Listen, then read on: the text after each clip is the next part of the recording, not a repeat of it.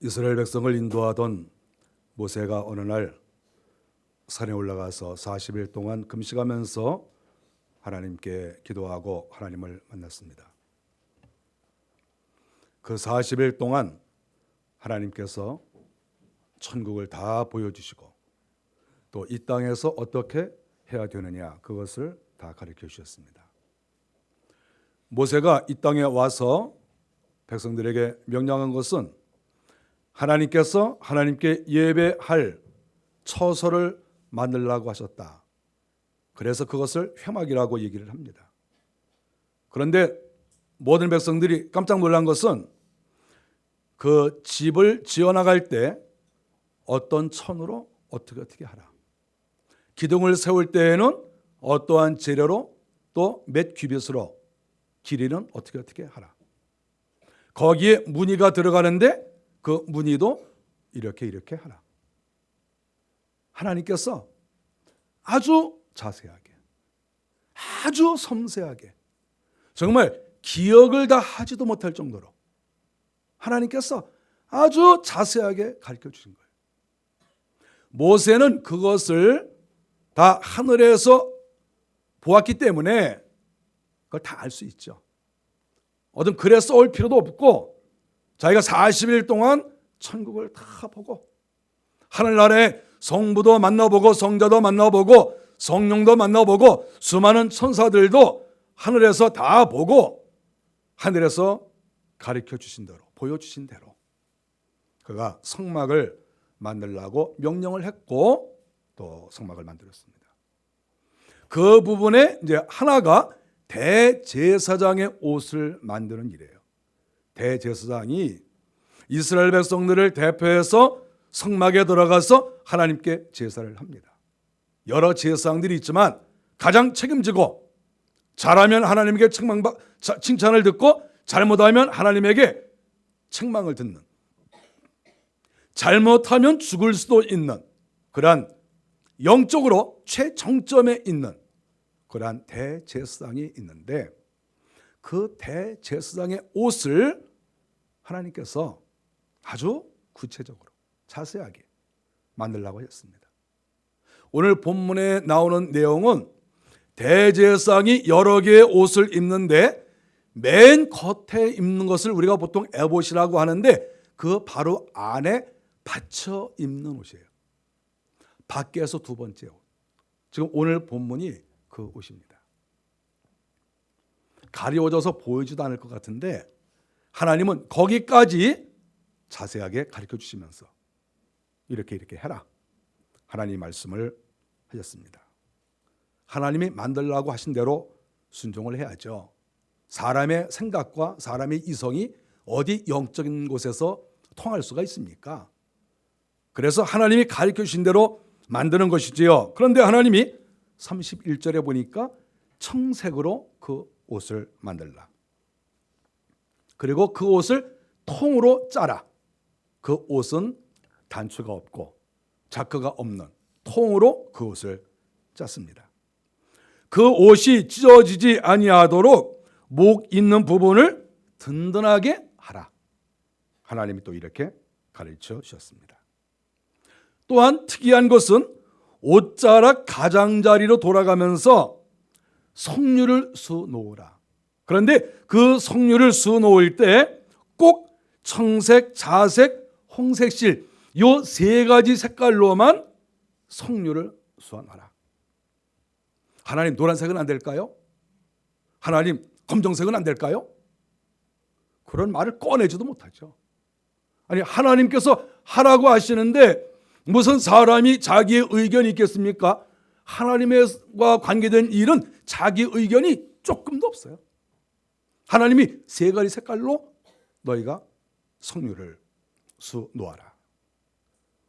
파란 색깔은 하늘 색깔입니다. 자색이라고 하는 것은 우리가 옛날부터 왕의 색깔이죠. 자색은 아무나 입지 못했어요. 빨간색은 생명과 관계된 색입니다. 피의 색깔이 빨간색이니까.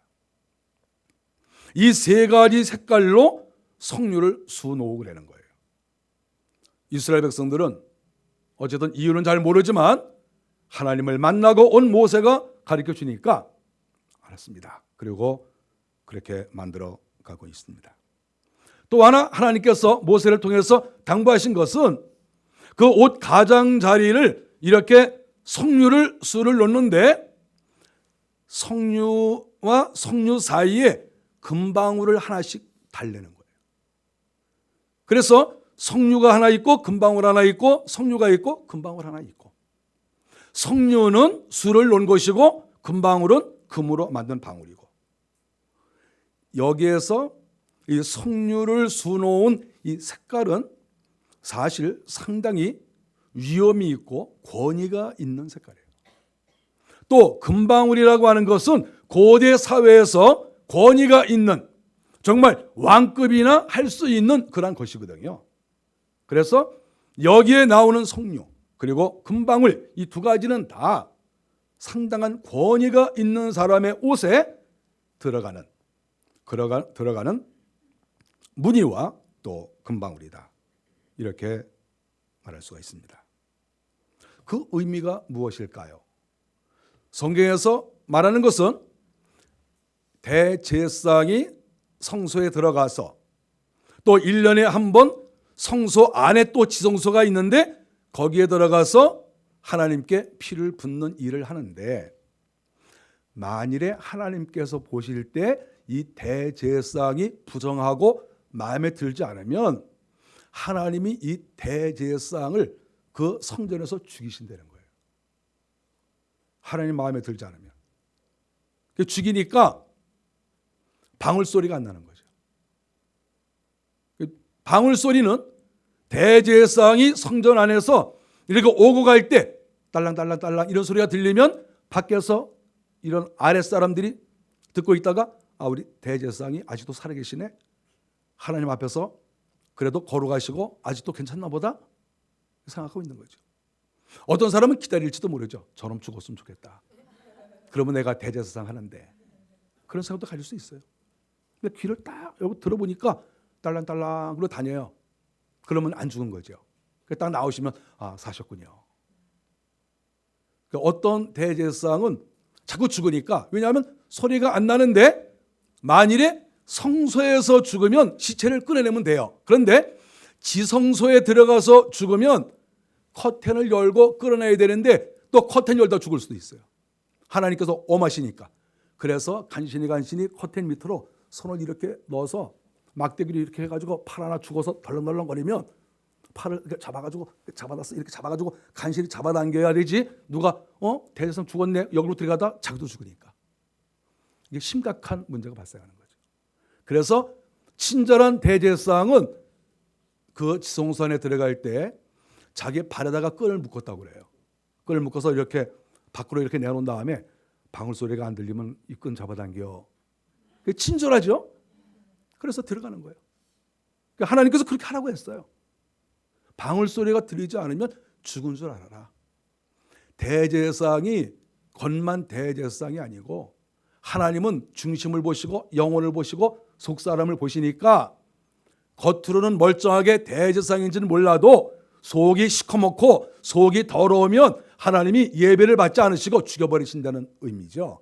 너 같은 게 무슨 제사를 인도하느냐, 하나님이 죽여버리시니까 하나님은 권위를 위해서 금방울을 다른 것 같은데 실상은 하나님께서 죽이실 수 있기 때문에 금방울을 달게 하신 것이다, 이렇게 말씀했습니다. 하나님 무서운 분이죠.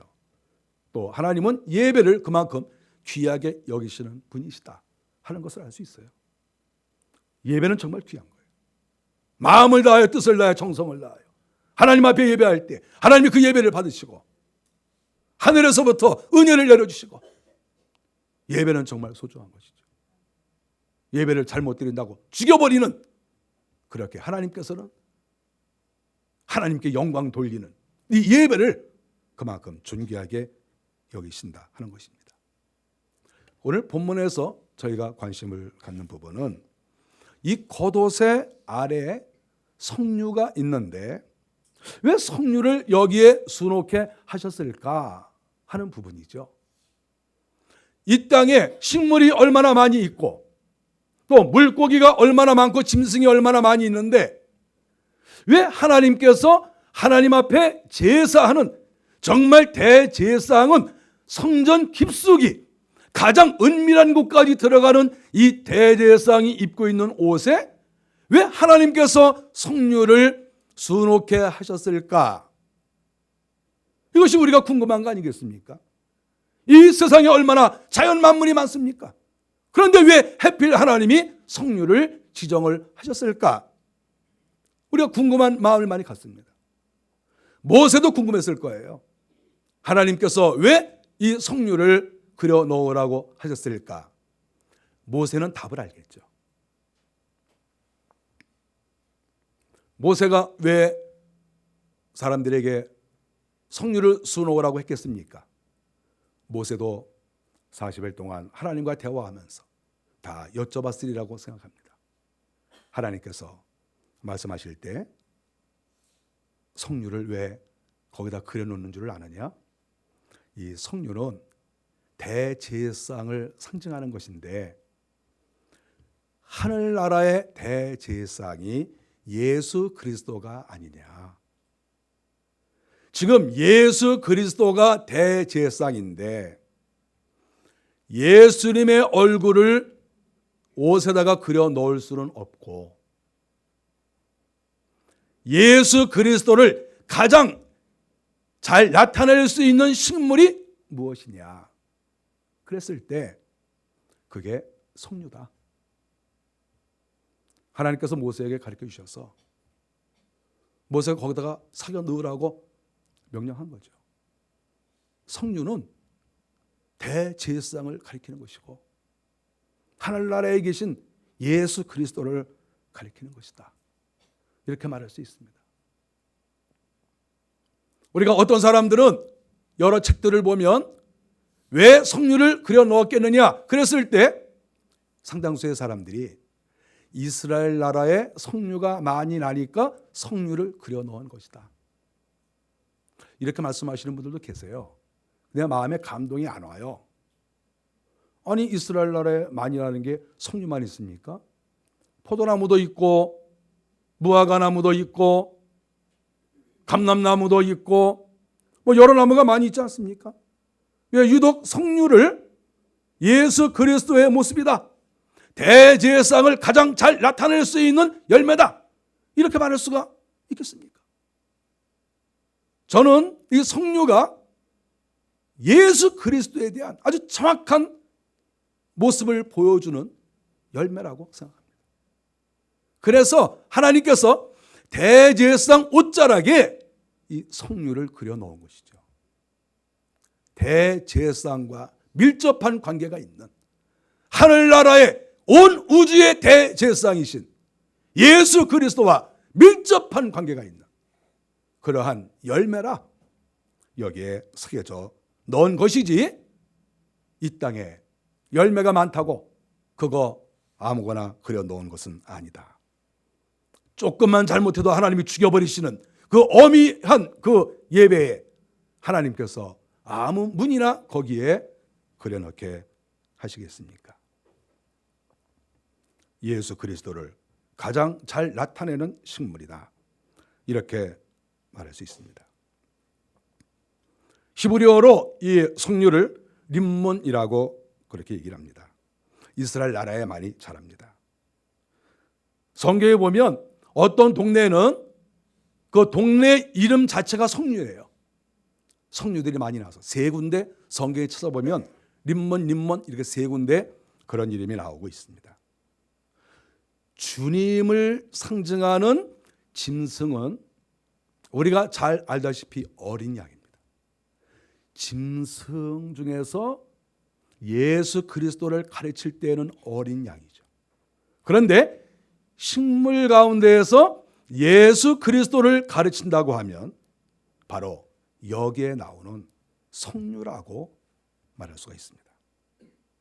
이 성류는 단순하게 풍요의 상징이 아니라 하늘의 상징이고 대제사장의 상징이고 예수 그리스도의 상징이다. 이렇게 말할 수가 있습니다.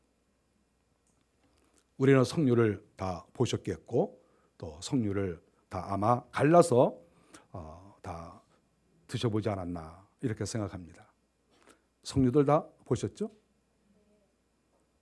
또 혹시 다 이렇게 갈라서 다 먹어보셨습니까?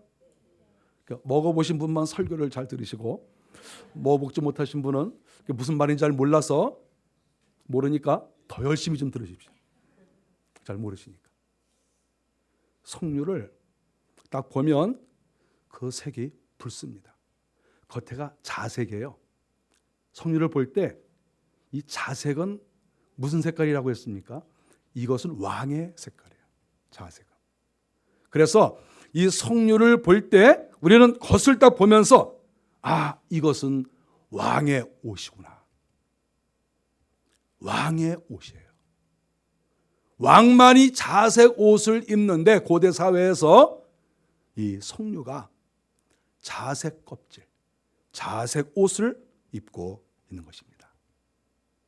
우리 주님께서 그래서 석류를 자기를 상징하는 식품으로 만드신 것이죠. 석류의 그 꼭지를 보면 참 재밌는 게 이 석류의 꼭지는 우리가 다른 그 과일들은 껍질이 이렇게 과일 쪽으로 이렇게 내려와 있어요. 이렇게 감도 옆으로 이렇게 다 내려와 있고 가지도 다 이렇게 밑으로 내려와 있어요. 석류는 거꾸로 되어 있습니다. 여러분 석류 보시면 그렇지 않습니까? 다 올라가 있어요. 이걸 가만히 이렇게 보면 왕관 모습이에요. 왕관. 다른 식물하고 달라요. 그래서 예수 그리스도가 왕관을 쓰고 있는 모습으로 보여요. 이걸 보고 있을 때. 또 한번 이 석류를 딱 쪼개지 않습니까? 석류를 딱 쪼개서 이렇게 보면은 너무 그 안에가 아름다워요. 너무 아름다워. 정말 고귀한 보물 창고 같아요. 너무 아름다운 거예요. 이것은 예수 그리스도를 가리키고 또 예수 그리스도 안에 있는 성도를 가리켜요. 어쩌면 그렇게 아름다울까? 또 이 석류를 열어보면 이 석류 알들이 서로 쫙 이렇게 뭉쳐 있어요. 여러분 어떻습니까? 알들이 이렇게 뭉쳐 있을 때 어떤 생각이 납니까? 이거 뭐 알들 뭐 별로 먹을 것도 없는데 이렇게 알들이 다 뭉쳐 있어 이거 뭐 먹어봐야 별로 먹을 것도 없는데 그런 사람은 아직 수준이 조금 떨어지는 분이에요. 그거를 보면서 예수 그리스도께서 왕이 되신데 우리 성도들을 이렇게 알날이 다 이렇게 모아놓고 우리 주님께서 우리를 품고 계시는구나. 이렇게 생각해야 수준이 조금 높으신 분이에요. 이 석류에는 특별히 또 호르몬을 생산하는 좋은 영양소가 있어요. 그래서 이것을 먹으면 활력이 넘쳐요. 예수 그리스도가 우리에게 은혜를 주시면 활력이 넘치는 것처럼 활력이 넘치는 영양소가 그 속에 있습니다. 석류는 남성의 열매입니까? 여성의 열매입니까? 여성에게 가장 좋다는 열매가 석류예요. 여성에게 가장 좋은 열매. 예수 그리스도가 우리의 신랑이시고 우리는 신부입니다. 그래서 신부에게 가장 좋은 열매가 되는 것. 그것이 석류입니다. 이 껍질이 단단해서 이걸 갈라놓고 보면 사실 안에 먹을 게 별로 없는 것 같아요. 이 껍질이 단단하니까 우리 주님께서 교회가 되셔서 그 안에 알날이 맺혀 있는 그 성도들을 잘 보호해 주시는 거예요. 주님의 강하신 팔로 주님이 산성이 되시고 주님이 방패가 되시고 주님이 우리의 요새가 되셔서 그 요새 안에 알들을 성도들을 잘 지키고 있는 거예요. 그런 의미가 있어서 석류를 수놓으라고 하신 거예요. 더 중요한 게 있어요. 석류를 열어서 그 알을 이렇게 먹다 보면 그 액이 새빨개요. 이 색은 피와 같아요. 석류를 드시고 나면 이 혀에 좀 뻘겋죠, 혀가? 손에도 이렇게 뭐가 묻죠? 그 피 같아요. 저는 석류를 보면 그런 생각을 합니다.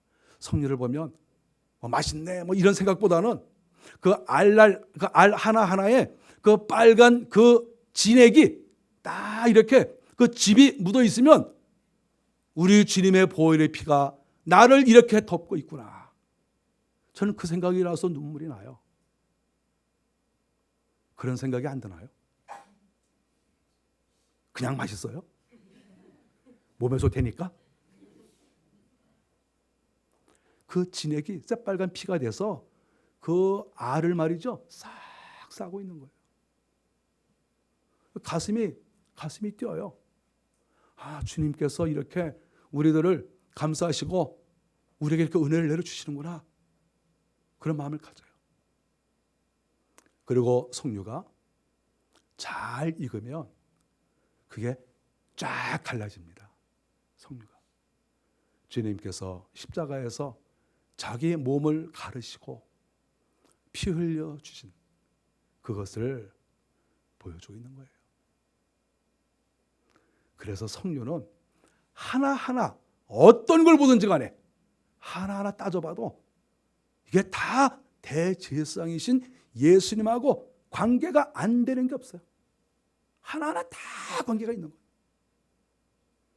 단순하게 이스라엘 나라에 열매가 많으니까 제사장 옷에다가 그거 수놓아라 이렇게 하셨겠습니까?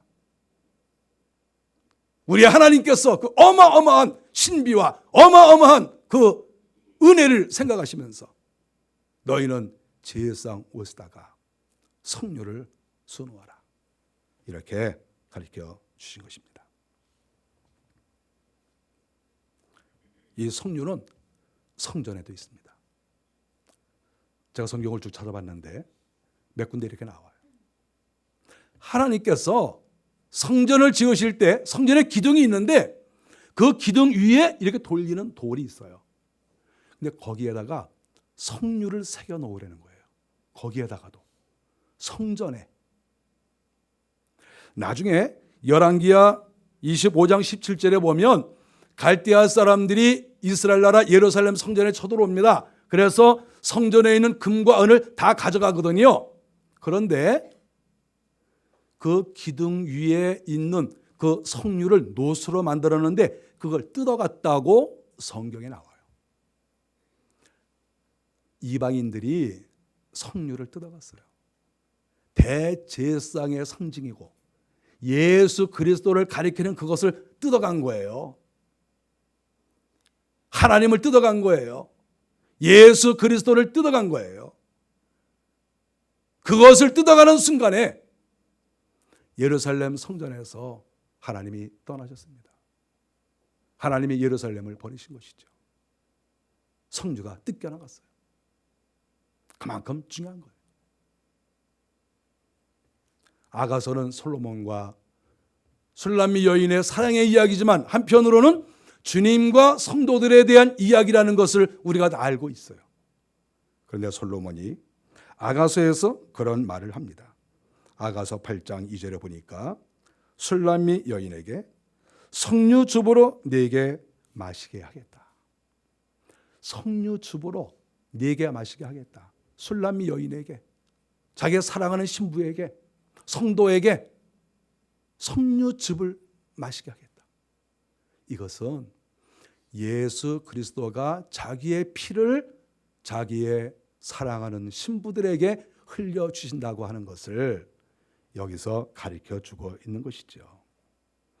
이것은 석류는 그래서 주님이 주시는 생명의 음료라는 것을 가르쳐 주고 있는 거예요.